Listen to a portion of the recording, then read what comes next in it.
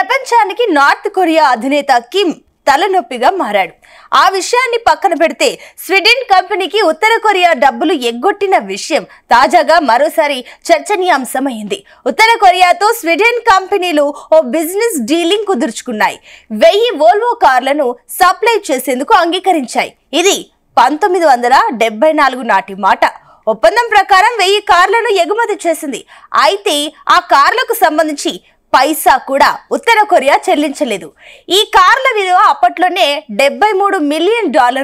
రేపో మాపో చెల్లిస్తుందని ఆ కంపెనీ ఈ రోజుకు ఎదురు చూస్తూనే ఉంది. కానీ 49 ఏళ్లు గడిచినా నేటికి ఉత్తర కొరియా నుంచి $1 కూడా ముట్టలేదు.